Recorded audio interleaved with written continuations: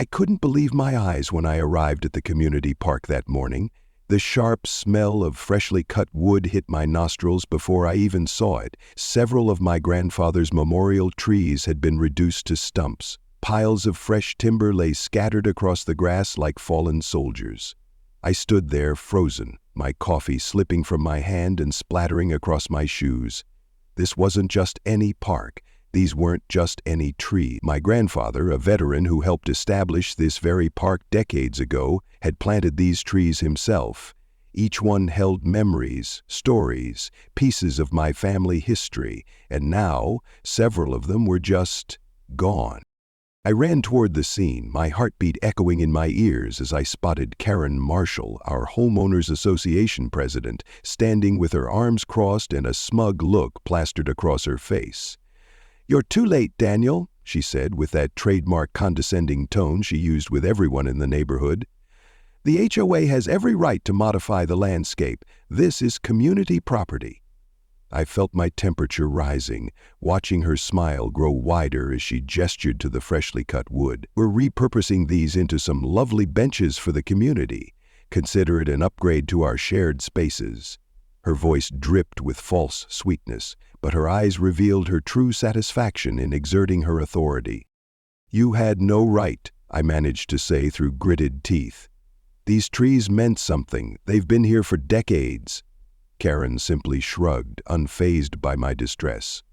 "Well, they were blocking the view and creating a safety hazard. The HOA board voted and approved this improvement project last month. If you'd attended the meeting instead of skipping it, you might have had a chance to voice your concerns." As she turned to leave, she added, "Besides, we didn't get to all of them yet.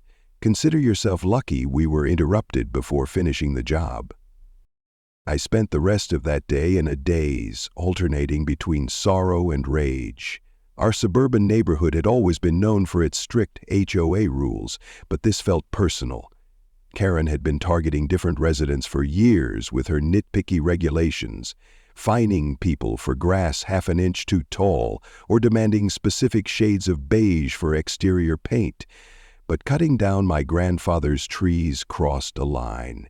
These trees weren't just landscaping, they were living monuments. My grandfather had planted them after returning from service, turning what was once an empty plot into the heart of our community.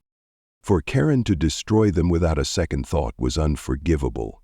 That evening, I found myself rummaging through my grandfather's old files in my attic.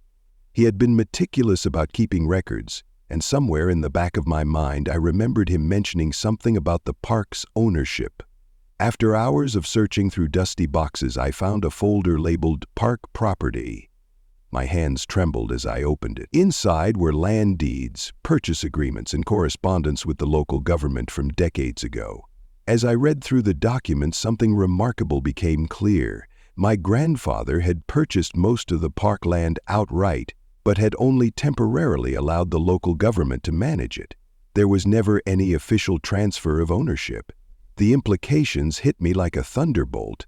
The park wasn't HOA property at all. It legally belonged to my family. All this time, Karen had been exercising authority over land that wasn't hers to control. I couldn't sleep that night. My mind raced with possibilities and plans. Karen had been terrorizing our neighborhood for years with her power trips, and now I had the means to stop her, at least in this instance. But I needed to be smart about it. If I revealed what I knew too soon, she might find some underhanded way to challenge the documents or accelerate her destruction of the remaining trees. No, I needed to play this carefully. The following morning, I called in sick to work and paid a visit to a local law firm. The attorney I met with, Sarah Jenkins, examined my grandfather's documents with careful attention. "These appear legitimate, Daniel," she said, after a thorough review.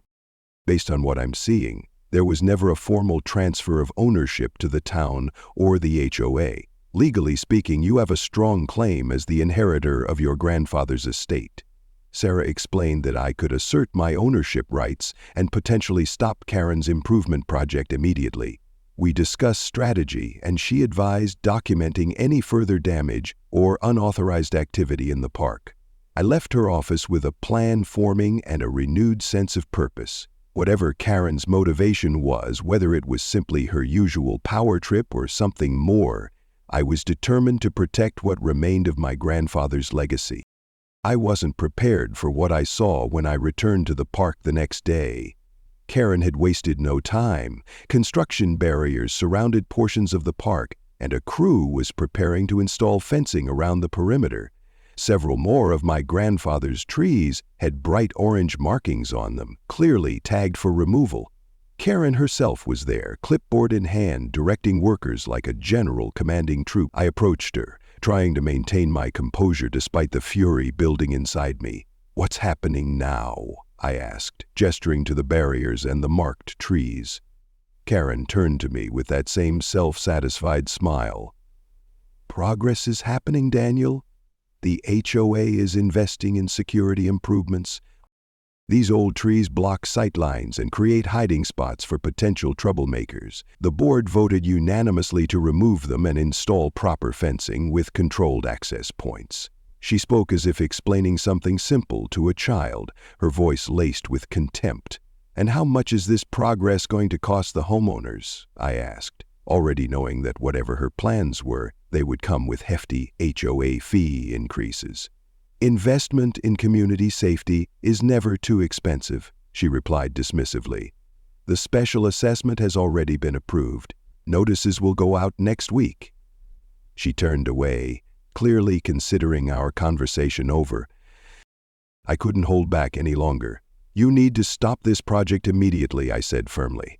Karen froze, then slowly turned back to face me, her expression hardening. "Excuse me?" Her voice was dangerously quiet. "I said you need to stop. You don't have the authority to cut down these trees or build fencing around this park." Karen's laugh was sharp and humorless. "I don't have the authority. I'm the HOA president. This is HOA property. Who do you think you are?" I stepped closer, meeting her gaze directly. "I'm the legal owner of this land, Karen.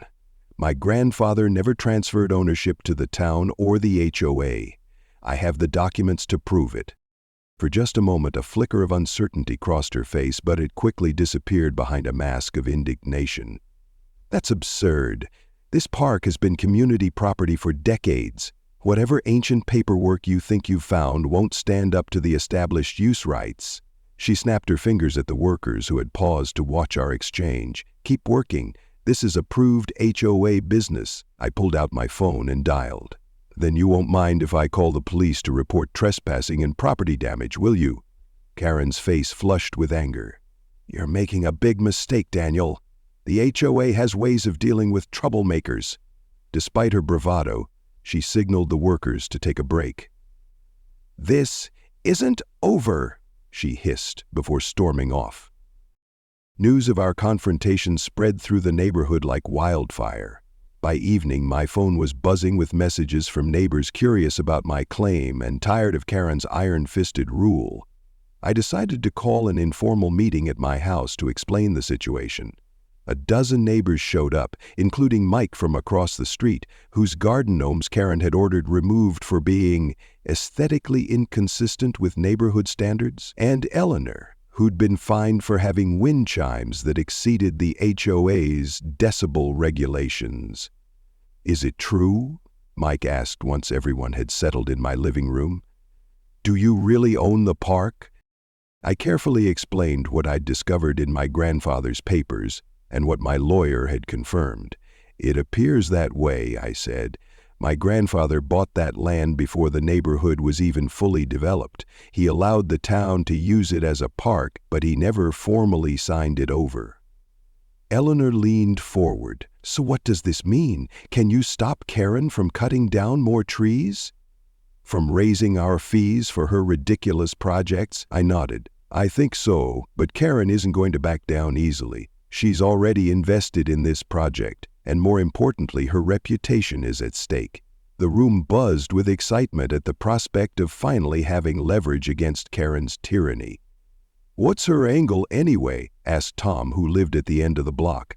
"Why is she so determined to improve the park now after all these years?" It was a good question. Karen had been HOA president for 3 years, but her interest in the park had only emerged recently. I think there's more to her security improvements than she's letting on, I said. I've heard rumors that she's planning to turn the park into a members-only recreation area, tennis courts, an exclusive BBQ area, that sort of thing. Several neighbors nodded in confirmation. She mentioned something about premium amenities at the last HOA meeting, Eleanor added, and appropriate usage fees to maintain them. The picture was becoming clearer. Karen wasn't just on a power trip, she was planning to monetize the park, turning a community space into a profit center and another tool for control. As our meeting concluded, we formed a plan. We would document every action Karen took in the park, gather statements from longtime residents about the historical use of the land, and prepare to formally assert my ownership rights with legal backing. But we needed to be careful. If Karen realized how serious my claim was, she might accelerate her plans or find ways to challenge the documentation. As everyone left, Mike pulled me aside. "You know she's going to come after you personally now, right? Karen doesn't forgive people who challenge her authority." I nodded grimly. "I know. But these trees meant everything to my grandfather. I can't just stand by and watch her destroy them." That night, I stood alone in the park, looking at the stumps of the already fallen trees and the orange markings on those still standing. "I'm not backing down, Karen," I whispered to the darkness. "Not this time." True to form, Karen didn't waste time in retaliating. The very next morning, I found a violation notice taped to my front door. Apparently, my mailbox was 2.3 inches shorter than regulation height and needed to be replaced within 48 hours to avoid daily fines. It was laughable, considering my mailbox had been the same height for the 8 years I'd lived there. But this was classic Karen, using the HOA bylaws as a weapon against anyone who crossed her. I wasn't the only target. Several neighbors who had attended our meeting also received sudden violation notices for equally trivial infractions. Meanwhile, Karen accelerated her park project. When I drove past on my way to work, I saw that construction had resumed in full force.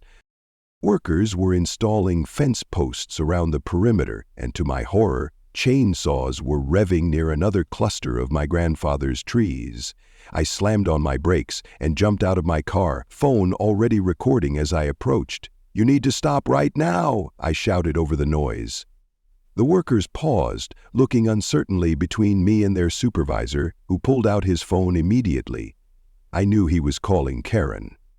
"This is private property," I continued, still recording. "You don't have authorization to remove these trees or install fencing." The supervisor, a burly man with a skeptical expression, put his phone on speaker. Karen's voice crackled through. "Tell him to leave or call the police for trespassing on HOA property. The work continues as planned." I stood my ground, continuing to record as I explained to the workers that I had documentation proving my ownership and that continuing could make them liable for property damage. Their uncertainty was visible. Nobody wanted to risk legal trouble. The supervisor reluctantly ordered a temporary halt while the situation gets sorted out. I knew this was just buying time, but it was something. While this confrontation was unfolding, I didn't notice the small crowd of neighbors that had gathered to watch. Eleanor approached me as the workers began packing up their equipment. "That was brave," she said. "But Karen's already calling an emergency HOA board meeting for tonight. She's telling everyone you're delusional and trying to sabotage community improvements." I sighed, unsurprised. "Then I'll be there to set the record straight." The emergency meeting was held in our neighborhood clubhouse, a modest building that Karen had been lobbying to replace with a more prestigious facility for years. The room was packed.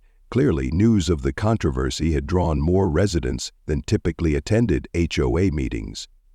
Karen sat at the front with her board members, her expression severe as she called the meeting to order. "We've gathered today to address a serious disruption to approved HOA projects," she began, pointedly avoiding looking in my direction. "Certain residents have been spreading misinformation and interfering with contractors, causing delays and potential cost increases that will affect everyone." I waited patiently through her 15-minute speech about the importance of community improvements and the legal authority of the HOA to manage common areas. When she finally opened the floor to comments, I was the first to raise my hand. "Thank you, Karen, for calling this meeting," I began, keeping my voice steady as I approached the front. "I think it's important that everyone understands exactly what's happening at our park." I had brought copies of some of my grandfather's documentation, which I now distributed to board members. These records show that the park land was purchased by my grandfather, James Mitchell, in 1963. While he allowed the community to use this land as a park, he never transferred ownership to the town or the HOA. A murmur ran through the crowd as Karen snatched up one of the documents, her face flushing with anger. "This is preposterous," she snapped. "This land has been under HOA management for decades. These old papers don't supersede established practice." My lawyer, whom I'd invited to attend, stepped forward. "Actually, Ms. Marshall, without a formal deed transfer, the ownership remains with Mr. Mitchell's estate, which passed to Daniel. Established practice doesn't change legal ownership." Karen's eyes narrowed dangerously. "We'll see about that. The HOA has its own legal counsel, and I assure you, they'll find these claims without merit. Until then, our improvement projects will continue as planned." As the meeting dissolved into heated discussions, I noticed several board members examining the documents with concerned expressions. Karen's absolute authority was being questioned, perhaps for the first time, and she clearly didn't like it. The following weeks became a strange kind of Cold War. Karen instructed the workers to continue the park renovations, focusing on areas furthest from the remaining memorial trees, perhaps hedging her bets while her lawyers examined my claim. Meanwhile, I installed security cameras around my property and the park perimeter after receiving anonymous threatening notes in my mailbox. The neighborhood had clearly divided into camps: those tired of Karen's dictatorial approach who supported my stand, and those who either feared her retaliation or genuinely believed her vision for an improved park was worth pursuing. One evening, as I was reviewing footage from my security cameras, I noticed something odd. Karen and two men I didn't recognize entering the park well after dark, flashlights in hand as they examined different areas and made notes.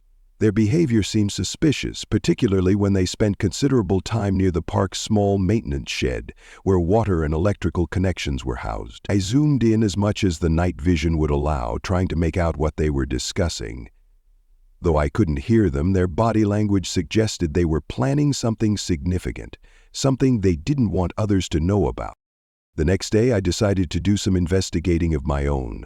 When the park was empty, I examined the maintenance shed area where Karen and her mysterious companions had spent so much time. At first, nothing seemed amiss, but then I noticed fresh survey markers driven into the ground, markers that extended well beyond the park boundaries into adjacent properties. I took photographs and immediately contacted my lawyer. "I think I know what Karen's really planning," I told Sarah when she called me back. "This isn't just about fancy benches or a members-only recreation area. Based on these survey markers, I think she's setting up for a much larger development, something that would extend beyond the current park boundaries." Sarah's voice was grave. "That would explain why she's suddenly so interested in establishing HOA authority over the land. If she's working with developers, there could be significant money involved." The pieces were falling into place. Karen's aggressive push wasn't just about control or even about community improvements. It was likely about financial gain. If she could establish HOA ownership of the park, she could potentially broker deals with developers without requiring approval from individual homeowners. "We need to move quickly," Sarah advised. "I'll file for an emergency injunction to halt all work in the park until ownership is legally established. But Daniel, be careful. If there's significant money at stake, this could get ugly." I never expected the situation to escalate as quickly as it did. The morning after filing for the injunction, I woke to the sound of chainsaws near my home. I rushed outside to find a crew cutting down the largest remaining memorial trees, with Karen supervising, a triumphant expression on her face. "Oh, Daniel, I forgot to notify you.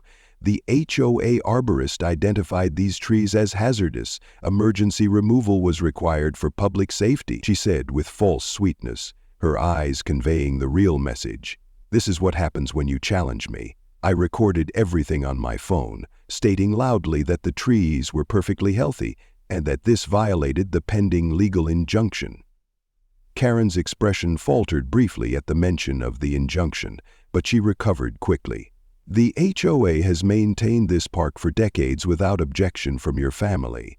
Any alleged historical ownership has been abandoned through your inaction.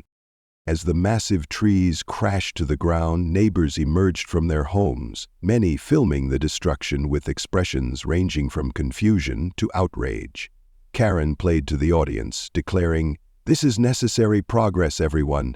The HOA is creating a safer, more modern space for our community. The old must make way for the new." Eleanor stepped forward from the crowd, her normally quiet demeanor replaced by righteous anger. "This isn't progress, Karen. It's vandalism. These trees have been part of our neighborhood longer than most of us have lived here." The confrontation grew as more neighbors joined in, with opinions sharply divided. By the time police arrived, 5 of the oldest memorial trees had been reduced to stumps. Unable to resolve the property dispute, the officers could only advise both parties to maintain peace while the court sorted out the legal questions. Later that day, my lawyer Sarah called with unexpected news. Karen's actions this morning constitute willful destruction of private property. The judge has granted our emergency injunction. All work in the park must cease immediately. She then revealed something even more shocking. "I've been investigating why Karen is so invested in this project. You need to see what I've found." In her office an hour later, Sarah showed me public records of meetings between Karen and Westwood Development Corporation. The documents revealed plans to build upscale condominiums with retail space where our park currently stood. According to this draft agreement, Sarah explained grimly, Karen would receive a consulting fee of 2% of the project's value, potentially hundreds of thousands of dollars, for facilitating the sale of the park land.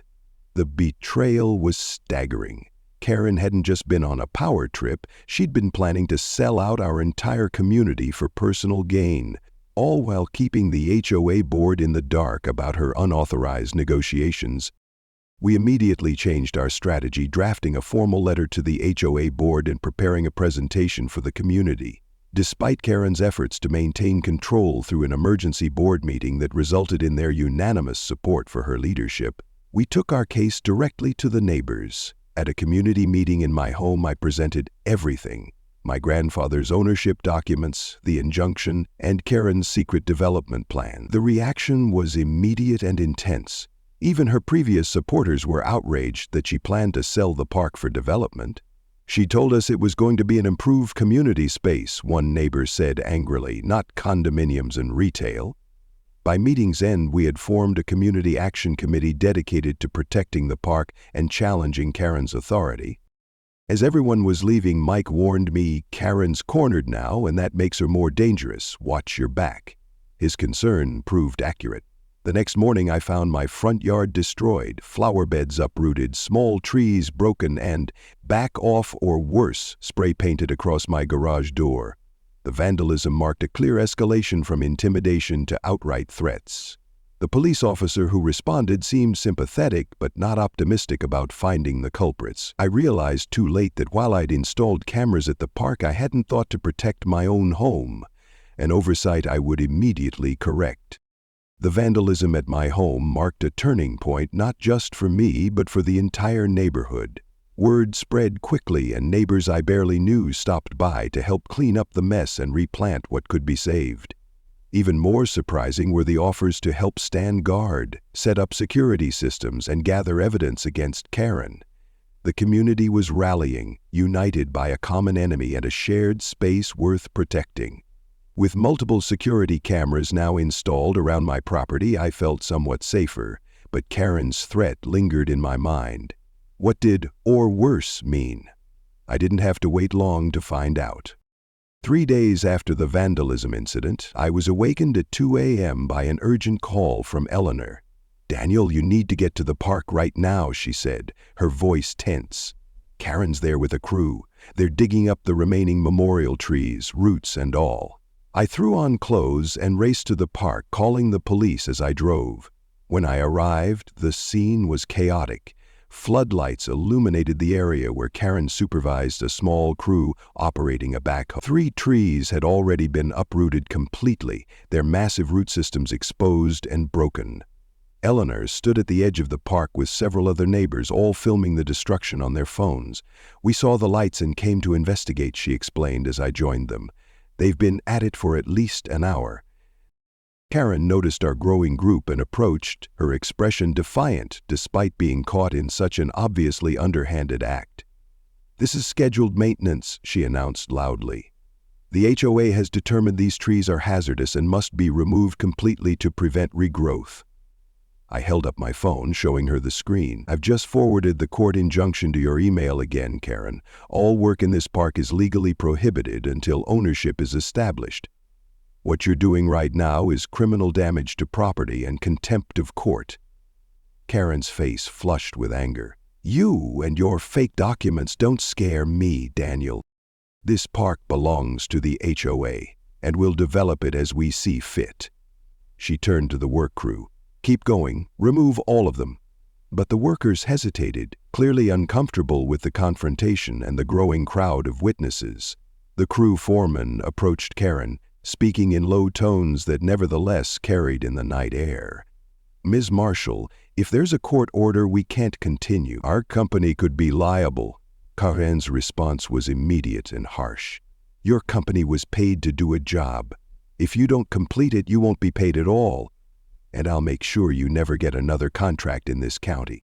The standoff was interrupted by the arrival of police cruisers, their lights cutting through the darkness. 2 officers approached, taking in the scene with professional caution. "We received reports of unauthorized construction work and possible property damage," one officer said.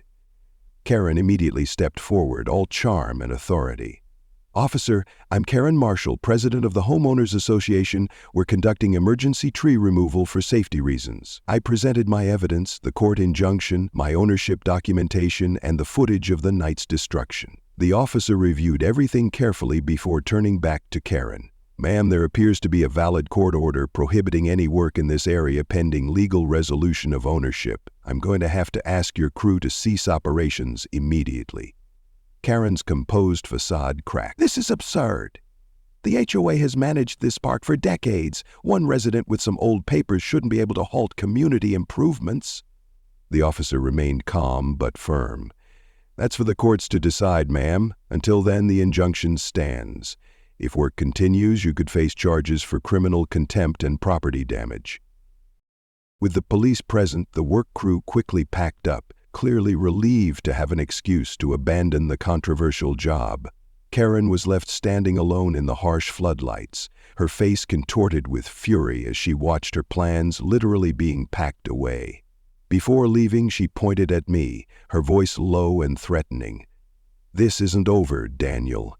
You have no idea who you're dealing with or what's at stake." The officer stepped between us. "Ma'am, that could be construed as a threat. I strongly advise against making statements like that." Karen stormed off to her car without another word, but the malevolence in her final glare spoke volumes. As the police finished their report and the neighbors gradually dispersed, I stood among the fallen trees, feeling both victorious and heartsick. We had stopped Karen's midnight operation, but not before she'd managed to destroy more of my grandfather's legacy. Eleanor placed a gentle hand on my shoulder.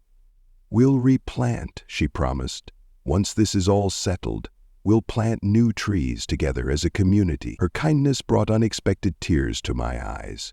In just a few weeks, this park had transformed from a place I visited occasionally to honor my grandfather's memory into a battlefield where the soul of our community was at stake. The next morning, I was surprised by a visit from Robert Chen, the vice president of the HOA board. He seemed uncomfortable, shifting his weight as he stood on my porch. "May I come in, Daniel? There are some things we need to discuss." Over coffee at my kitchen table, Robert revealed that Karen had not been truthful with the rest of the board. She told us your grandfather's documents were forgeries, he explained, and that the park improvement project was just about updated amenities for residents. I showed him the Westwood development plans, and his face fell. We had no idea she was negotiating with developers. The board never authorized that, Robert admitted. That Karen's leadership style had made many board members reluctant to challenge her, but her midnight tree removal operation and the police involvement had crossed a line. Several board members witnessed what happened last night. We've called an emergency session to discuss removing Karen as president. This was a major shift in the power dynamic, but I cautioned Robert not to underestimate Karen. She has a financial incentive to push this development deal through. She won't give up easily. Robert nodded grimly. We're beginning to understand that. The question is, what do you intend to do with the park if your ownership claim is upheld? It was a fair question, one I hadn't fully considered in the heat of battle. I don't want to exclude anyone, I said after a moment's thought. My grandfather created that park for the community. I just want to protect it from development and preserve what he built. Robert seemed relieved. That's good to hear. Many residents were worried you might fence it off or restrict access out of spite. We discussed possibilities for a formal arrangement, perhaps a conservation easement that would legally protect the park from development while ensuring community access. By the time Robert left, we had the outline of a plan that could satisfy both my desire to honor my grandfather's legacy and the community's need for shared green space. The HOA board meeting that evening was unlike any before it. The community clubhouse was filled beyond capacity, with residents standing along the walls and spilling out the door. Karen sat at the center of the board table, outwardly composed but with tension evident in her rigid posture. The meeting began routinely enough, but when they reached the agenda item titled Park Project Review, Robert took control of the discussion. Before we continue with park planning, we need to address some serious concerns about how this project has been managed, he began. Karen tried to interrupt, but Robert continued firmly. It has come to the board's attention that President Marshall has been engaged in unauthorized negotiations with Westwood Development Corporation regarding the potential sale and development of our community park. The room erupted in shocked murmurs as Robert displayed copies of the documents Sarah had uncovered. Karen's face flushed deep red as her secret dealings were exposed to the entire community. These discussions were preliminary, she snapped. I was exploring options for the board to consider. Robert shook his head. You presented yourself as authorized to negotiate on behalf of the HOA without board approval. Furthermore, you've been aware of Daniel Mitchell's legitimate ownership claim but deliberately misrepresented it to the board and the community. He turned to address the residents directly. The board was not informed of the court injunction prohibiting work in the park, nor did we authorize the midnight tree removal operation that took place last night. In direct violation of that court order, Karen jumped to her feet, her voice sharp with desperation. This is a witch hunt. I've dedicated years to improving this community while the rest of you sat back and complained. Everything I've done has been for the betterment of our neighborhood. One of the older board members spoke up. Including receiving a personal consulting fee from Westwood? How exactly does that benefit the community, Karen? The meeting descended into chaos as residents voiced their anger and Karen attempted to defend herself.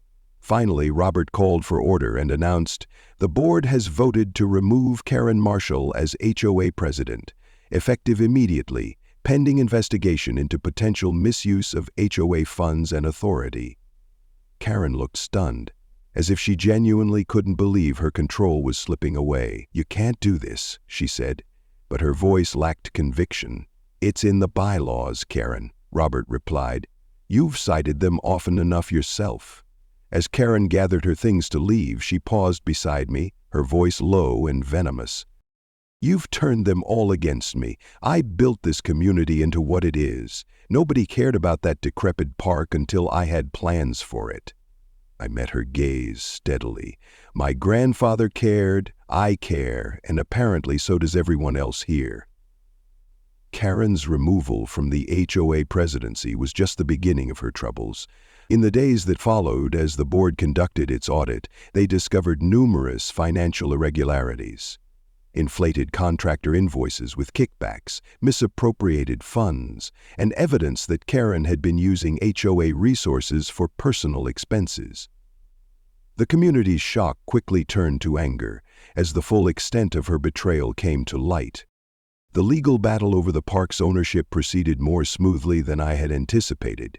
With Karen's credibility shattered and the HOA board now cooperating rather than opposing my claim, the court swiftly recognized my family's legitimate ownership. But owning the park outright was never my goal.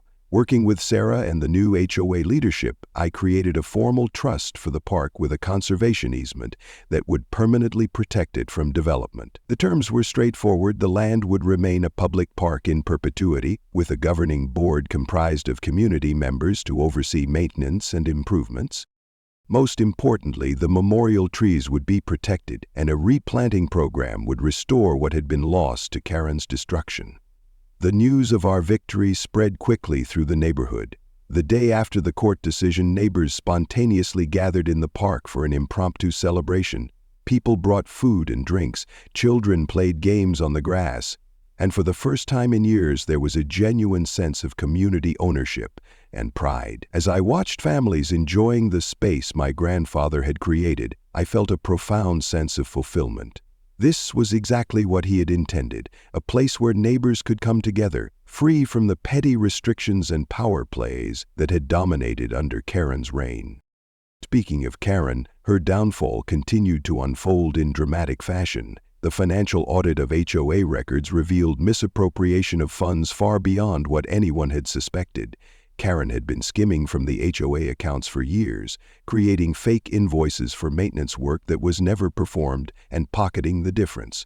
When confronted with the evidence by the board and their attorneys, she initially tried to blame accounting errors and misunderstandings, but the paper trail was clear, and eventually she faced not just civil penalties but criminal charges for fraud and embezzlement.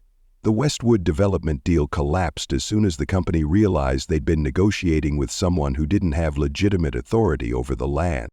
Their attorneys distanced themselves from Karen, releasing a statement that they had been misled about the ownership status of the property and the level of community support for development. Karen's professional reputation was in tatters.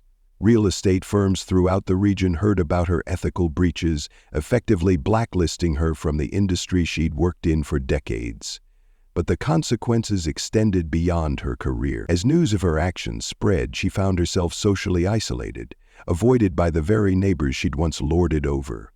Even her closest allies on the former HOA board wanted nothing to do with her after discovering how thoroughly she'd deceived them. I saw Karen one last time before she moved away.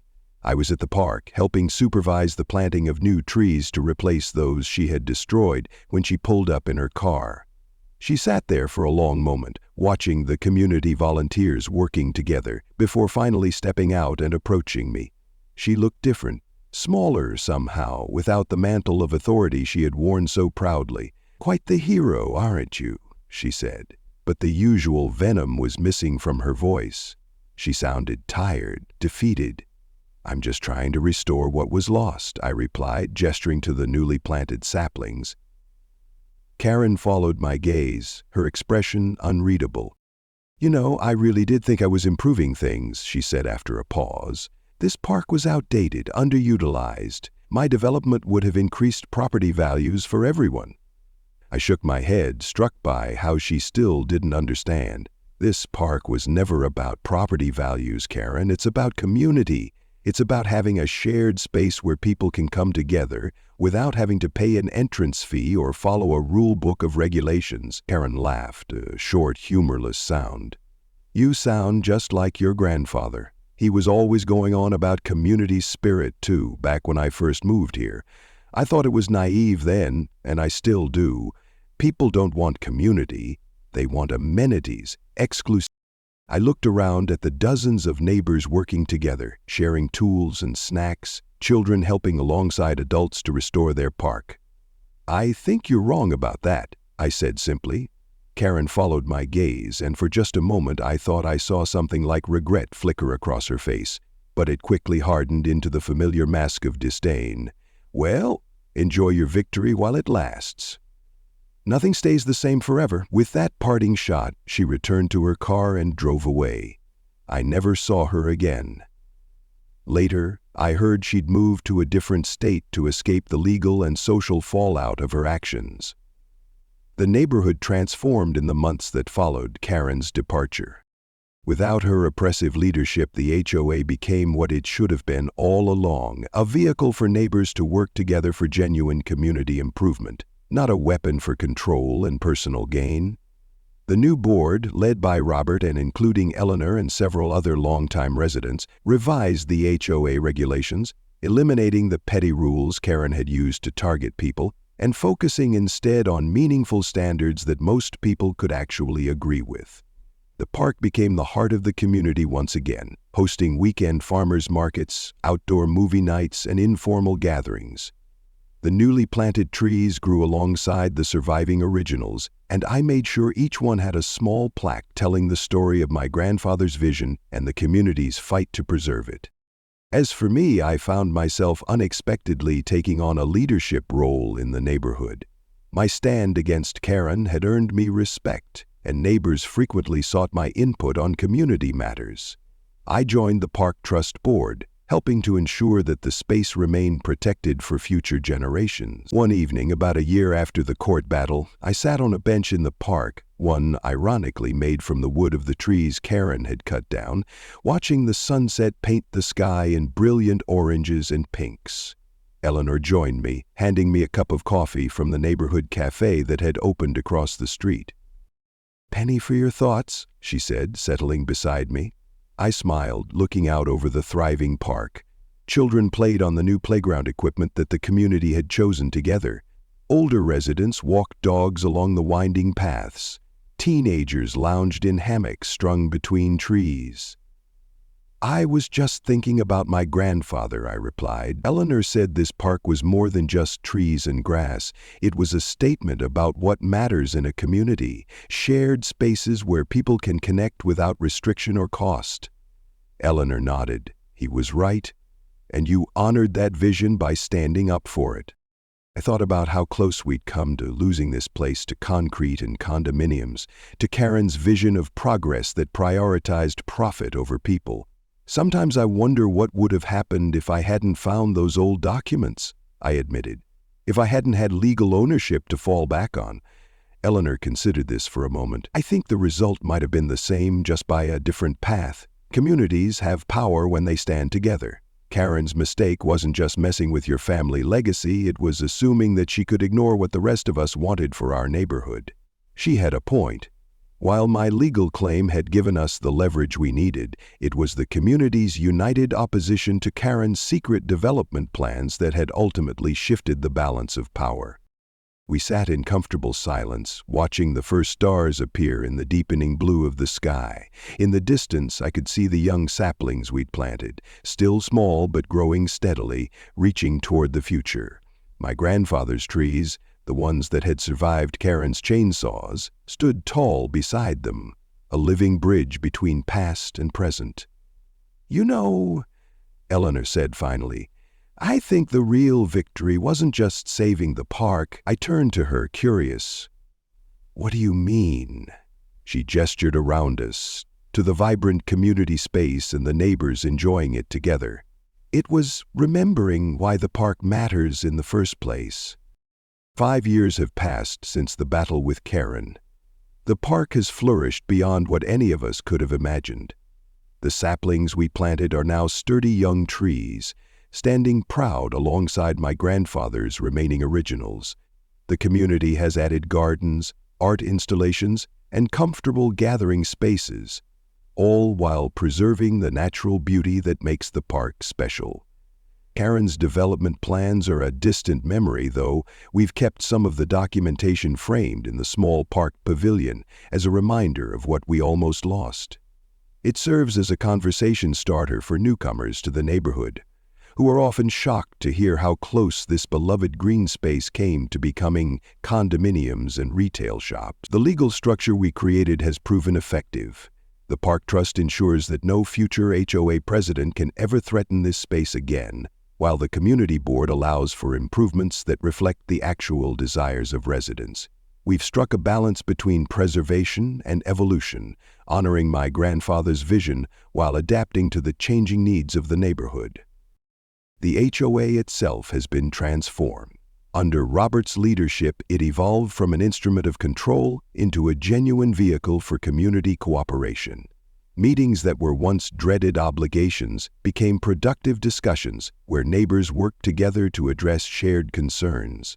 The petty regulations and arbitrary enforcement that characterized Karen's reign have been replaced by reasonable standards that most people find easy to live with. Property values have increased throughout the neighborhood, not because of exclusive amenities or rigid conformity, but because people genuinely want to live in a community where neighbors know each other and shared spaces are protected and celebrated.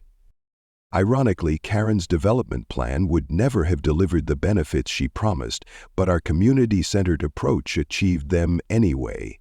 As for me, I've found a deeper connection to both my grandfather's legacy and my neighborhood. On summer evenings, I often sit on a bench near where his first trees were planted, now marked with a small memorial plaque, and watch new generations of children play in the shade he created. Sometimes, I bring out old photographs showing the park in its early days, and longer-term residents gather to share stories about my grandfather and how the park has evolved over the decades. Last month, we held a community celebration marking the 5th anniversary of our victory in court. Hundreds of neighbors gathered for a potluck dinner under the trees, with tables stretching the length of the central lawn. As twilight fell, Eleanor, now the HOA president, called for everyone's attention and raised a toast. To Daniel, who reminded us that what makes a neighborhood special isn't fancy amenities or strict rules, it's the shared spaces and connections between people. And to his grandfather, whose vision for this park continues to bring us together. The cheer that went up brought unexpected tears to my eyes. Later, as the gathering wound down and stars appeared overhead, a young couple new to the neighborhood approached me. "We've heard the story about how you saved the park," the woman said. "It's one of the reasons we chose to move here. Places like this are becoming so rare." Her partner nodded in agreement. Most neighborhoods we looked at were all about privacy and exclusivity. This is the only place we found where community actually seemed to matter. I smiled, recognizing in their words the value my grandfather had understood so many years ago when he first created this space. Sometimes I wonder if Karen ever thinks about what happened here, if she ever regrets the path she chose. I heard through the grapevine that she eventually moved to a luxury condo development, ironically similar to what she'd planned to build here, where residents rarely interact and community spaces are limited to a sterile clubhouse and pool. It seems like a hollow victory compared to what we've built here. As I walk home in the gathering darkness, taking the path through the park that winds past the oldest remaining trees and the newest saplings growing side by side, I feel a profound sense of gratitude. Not just for the legal documents that allowed me to claim ownership when it mattered most, but for the community that rallied to protect something we all valued. What began as my personal stand to protect my grandfather's trees became something much larger, a reaffirmation of what makes a neighborhood truly worth living in. The night before the court made its final ruling 5 years ago, I sat alone in the park, worried about the responsibility that would come with ownership. "What would you have done, Grandpa?" I whispered to the trees he had planted so long ago. The answer came not in words, but in the rustle of leaves overhead and the distant laughter of neighbors enjoying the space he created. He had already shown me, create something for the community, then trust the community to recognize its value. If you've enjoyed this story of standing up against someone who abused their power, don't forget to like and subscribe. And remember, sometimes the most important battles are fought not in courtrooms or boardrooms, but in the parks and neighborhoods where we live our daily lives. The trees my grandfather planted continue to grow, their roots reaching deep into the soil of a community that finally remembers why they matter.